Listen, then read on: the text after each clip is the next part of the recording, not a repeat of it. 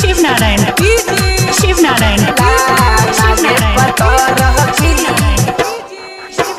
नाचे तू अइला डीजे पछौरी अब नहीं देर लगा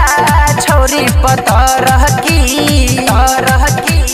नाचे तू अइला डीजे पछौरी अब नहीं देर लगा छौरी पतरह की अब बाजे छे रोहित के गाना कमर हिला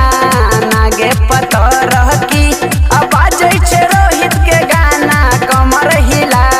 नागे पतरह की।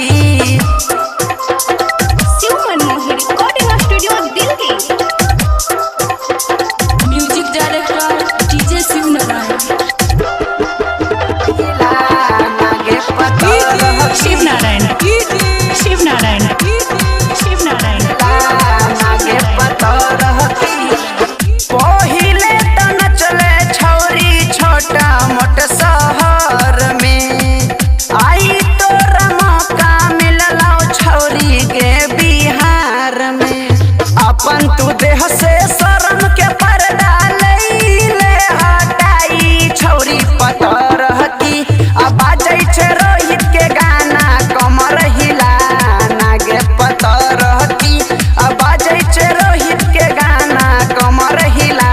नागे पतरह की नागे पतरह की। शिव नारायण कहजर बिंदिया संगे होठा लाली गे लगइले छौरा सबके दिल के तू धड़कन बढ़इले अब तय अपन हुसन के छौरी जल्दी से जलवा देखा छौरी पतरह की अब बाजे छे रोहित के गाना कमर हिला नागे पतरह की अब बाजे छे रोहित के गाना कमर हिला नागे पतरह की।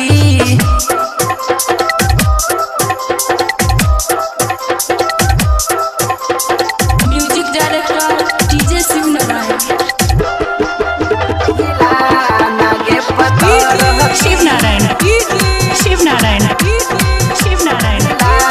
नागे पतरह की। राजू सरवन चंदन एगे सूरज संगे नाचले समस्तीपुर में तैयो छौरी के कुछ नहीं पाइले आ रोहित अमित के संगे जे नचबे देतो स्टार बनाए छौरी पत